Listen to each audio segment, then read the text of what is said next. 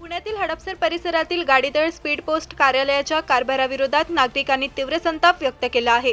कार्यालयातील काही अधिकारी आणि कर्मचाऱ्यांकडून उद्धट वागणूक दिली जात असल्याचा गंभीर आरोप स्थानिकांनी केला आहे। नागरिकांच्या म्हणण्यानुसार अधिकारी वेळेवर उपस्थित राहत नाहीत। कामासाठी आलेल्या नागरिकांना तासनतास प्रतीक्षा करावी लागते आणि साध्या चौकशीलाही उर्मट भाषेत उत्तरे दिली जातात। इतकेच नव्हे तर तुम्हाला जे करायचं ते करा अशा पद्धतीची भाषा वापरली जात असल्याचाही आरोप करण्यात आला आहे। याशिवाय सर्व्हर डाऊन आहे, लंच टाइम आहे, पोस्ट स्वीकारण्याची वेळ संपली किंवा आज काम होणार नाही अशी विविध कारणे देत नागरिकांना वारंवार परत पाठवले जात असल्याची तक्रारही समोर आली आहे।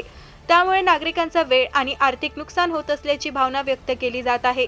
स्पीड पोस्ट ही केंद्र सरकारची महत्त्वाची सेवा असतानाही अशा प्रकारच्या कथित निष्काळजीपणामुळे नागरिकांचा सरकारी सेवांवरील विश्वास कमी होत असल्याचे नागरिकांचे म्हणणे आहे।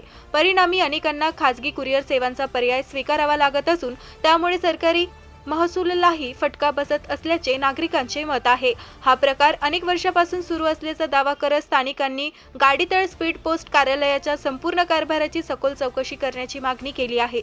दोषी अधिकारी आणि कर्मचाऱ्यांवर कठोर शिस्तभंगाची कारवाई करून नागरिकांना पारदर्शक, दर्जेदार आणि सन्मानपूर्वक सेवा उपलब्ध करून द्यावी अशी अपेक्षाही व्यक्त करण्यात आली आहे।